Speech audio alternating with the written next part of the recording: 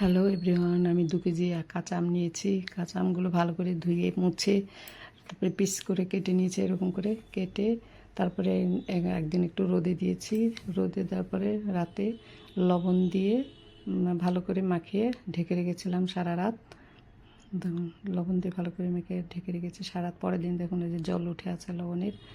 তারপরে জল থেকে ছাড়িয়ে আমি আবার রোদে দিলাম একদিন। আর কিছুটা লঙ্কাও সাথে লবণ জলে ভেজে রেখেছিলাম, ওটাও দিয়ে দিলাম আমের সাথে। একসাথেই শুকিয়ে একদিন শুকিয়ে নিয়ে তারপরে মশলা করে নিচ্ছি। শুকনো লঙ্কা দিয়ে দিলাম কিছুটা, মেথি, তারপরে মৌরি ও জিরে দিয়ে দিলাম। এইটা হলো মৌরি।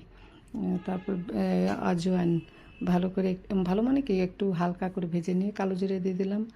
অল্পই ভেজেছি, বেশি ভাজা যাবে না, সেন্টটা নষ্ট হয়ে যাবে।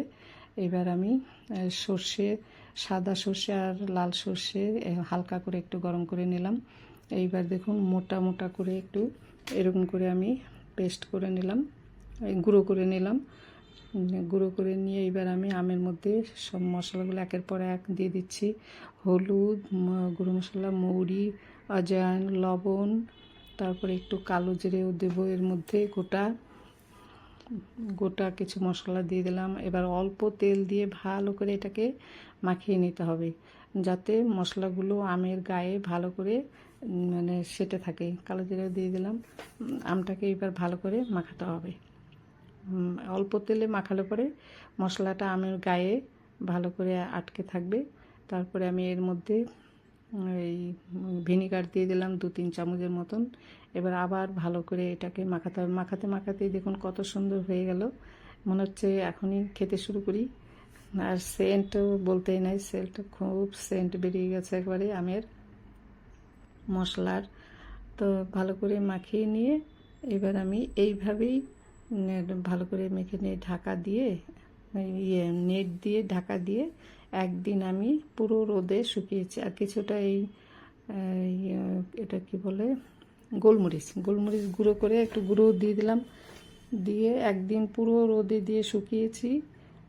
ছাদে ভালো রোদ ছিল সেদিন, দেখুন কত সুন্দর হয়ে গেছে।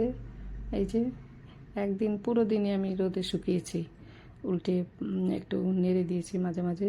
এবার আমি সন্ধেবেলা এটাকে আস্তে আস্তে দেখুন এই যে কত সুন্দর সব মশলা আমের গায়ে লেগে গেছে একবারে।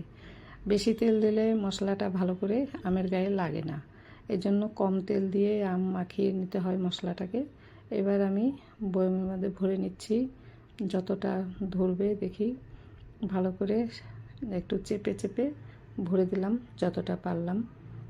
আর ওই 3-4টে টুকরো থাকবে, ওটার মানে পেট ভরে গেছে বয়মটার, দেখুন আর নিতে পারছে না ও। এইবার আমি ফরচুন সর্ষের তেল এর মধ্যে আস্তে আস্তে দিয়ে দিব যতটা দেওয়া যায়। আবার রোদে দিয়ে দিয়ে একটু কমে যাবে আচারটা নিচের দিকে, তখন আর একটু আবার আমি কাঁচা তেলই দিয়েছি, এখানে গরম করিনি। কাঁচা তেলের একটা আলাদা সুন্দর সেন্ট আসে, গরম করলে সেই সেন্টটা থাকে না। এই জন্য আমি সবসময় আচারের মধ্যে কাঁচা তেল ইউজ করি। দেখুন আস্তে আস্তে নিচের দিকে নেমে যাচ্ছে তেলটা। এইভাবে যতটা পারলাম আমি তেল দিয়ে দিয়েছি। এইবার এটাকে মাঝে মাঝেই মানে পরপর কদিন রোদ দিতে হবে। এখন আবার রোদের কিছুটা সমস্যা চলছে, মাঝে মাঝে বৃষ্টি হয়ে যাচ্ছে, মেঘলা আকাশ। ওই রোদ দেখে দেখে ঢাকনা লাগিয়ে রোদের মধ্যে মাঝে মাঝেই দিতে হবে, তাহলে একবারে আচার খুব সুন্দর হয়ে যাবে। মানে সারা